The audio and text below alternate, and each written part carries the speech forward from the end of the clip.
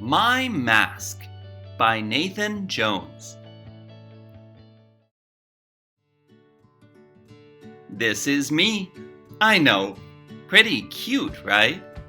I'm also brave, reliable, and good at my job. Can I have a close-up, please? Thank you.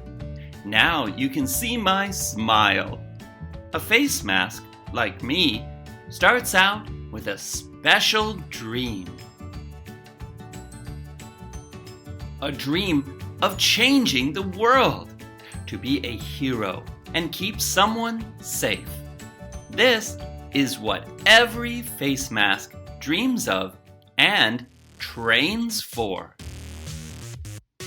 We train in the rain and the snow and the hot sun. Faster, stronger, safer.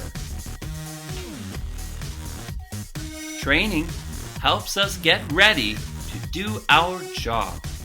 But every mask's future comes down to one moment.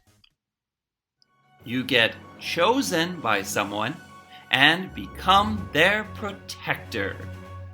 Or you don't get chosen and spend your days waiting in a storage box. It's dark, quiet, and lonely. Me? I was lucky. I was chosen for a very special kid. At first, she didn't want to wear me, but I knew we would become great friends. We went walking together. We read books together. We rode in the car together. One day, we even imagined flying together. Protecting her made me happy, and I think she felt happy too. Every night, when we went to bed, I dreamed about the day we had. I wanted to tell her how proud I felt to be her mask, that she was amazing in 1,000 different ways, and say thank you for always taking good care of me. Then, one day, it happened. Her dad said, "You don't have to wear a mask anymore." I was happy for her. It was time for us to say goodbye. I would be thrown away now. I didn't cry though.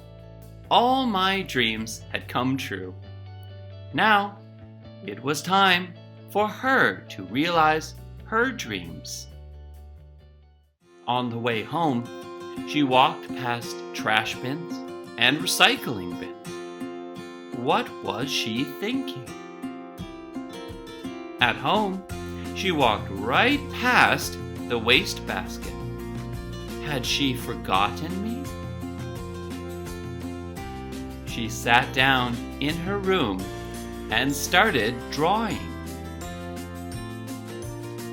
When she finished coloring, I knew 100% that she would always remember me.